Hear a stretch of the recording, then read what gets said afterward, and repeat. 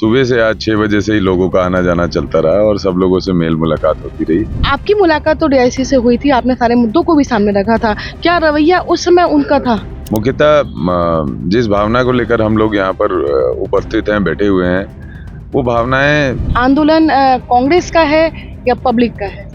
इसलिए है कि आप भिलाई को बचाइए, आप भिलाई को नहीं बचाएंगे तो हम ये मानेंगे कि आप भी डबल इंजन के सवारी में अपने आप की सीट रिजर्व कराने पे ध्यान दे रहे हो।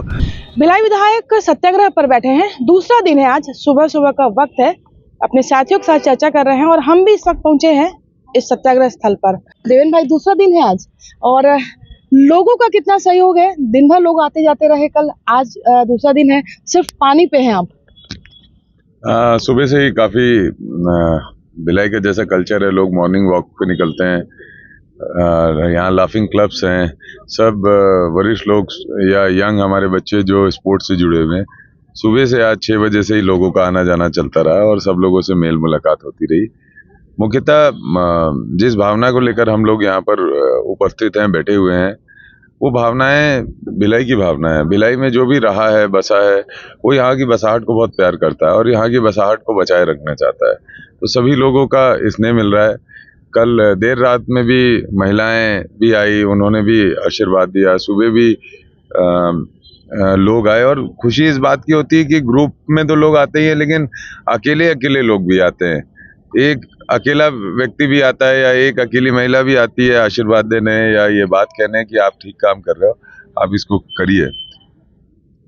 बाकी जो समस्या है, समस्या इस बात की है कि आज 24 घंटे हो गए यहाँ पर इतने वरिष्ठ नेताओं का, यूनियन के सभी लोगों का, सबका समर्थन आ गया। पूरे भिलाई वासी कल दिन भर आए। अगर हम रजिस्टर देखेंगे तो कल हजारों लोग यहाँ पर आए और अपनी उपस्थिति उन्होंने दर्ज कराई, अपना विरोध बताया कि भिलाई में जो रिटेंशन स्कीम है या हॉस्पिटल का प्राइवेटाइजेशन है या मैत्री बाइक का प्राइवेटाइजेशन है या जो हमारे व्यापारी वर्ग के लोगों को परेशानी है या मिनिमम वेजेस की बात है, सब विषय पर लोगों ने बीएसपी के खिलाफ विरोध दर्ज कराया। दुख की बात यह है कि क्या सुशासन है समझ में नहीं आता। 24 घंटे हो गए, ना कोई जिला प्रशासन से पूछने, बात करने, समझने आया, ना कोई बीएसपी से आया। तो इससे साफ ये दिखता है कि जिला प्रशासन और बीएसपी की कोई रुचि नहीं है जन भावना को लेकर। उनकी रुचि नहीं है हमसे मिलने की, उसमें हमको आपत्ति नहीं है, वो नहीं मिले हमसे, लेकिन किसी डेलीगेशन से मिले और इस विषय पे जो गंभीर विषय है इस पे कोई दिशा दें, चर्चा करें, आगे बढ़ें। इस तरीके से तानाशाही रवैया ठीक नहीं है। आपकी मुलाकात तो डीआईसी से हुई थी, आपने सारे मुद्दों को भी सामने रखा था, क्या रवैया उस समय उनका था? तो डीआईसी साहब ने उस समय भी रिटेंशन स्कीम को वापस नहीं लेंगे और यहाँ सब मकान खाली कराए जाएंगे। हाउस फॉर ऑल के लिए हमने बोला कि जो बस्तियाँ हैं सालों से यहाँ पर बसी हुई है, उनको खाली करके कहाँ जाएंगे वो। हाउस फॉर ऑल प्रधानमंत्री आवास योजना के तहत उनको मकान यहाँ बनाकर दे दीजिए। तो उस पर भी कोई गंभीर रवैया या गंभीर बातचीत नहीं आई। जिला प्रशासन भी मूक दर्शक बन के बैठा हुआ है। लोगों की ज़िंदगियाँ हैं, यादें हैं, परिवार यहाँ पर बसा हुआ है। अचानक से सबको बेघर करने की बात कही जा रही है। आंदोलन कांग्रेस का है या पब्लिक का है? देखिए, कांग्रेस पार्टी का मैं कार्यकर्ता हूँ, सिपाही हूँ और ये जो सत्याग्रह है ये भिलाई की भावना को लेकर है। ओपन फोरम है। हम इसमें अपील हमने ये की कि हर कोई आकर इसमें अपनी सहभागिता दे सकता है, भले किसी भी दल का हो, किसी भी विचारधारा का हो। अगर कोई शहर बसता है तो एक विचारधारा से बसता नहीं है, उसमें सभी लोगों का समावेश होता है।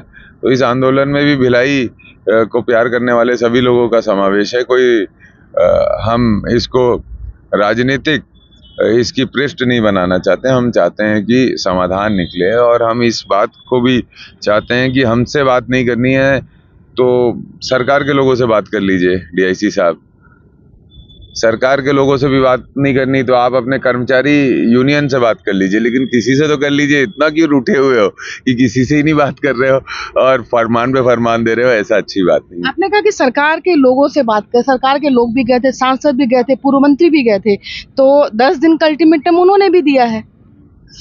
देखो, वो तो 2 साल से हम अल्टीमेटम पे अल्टीमेटम देख रहे हैं और उनकी कार्रवाई पे कार्रवाई होती जा रही है।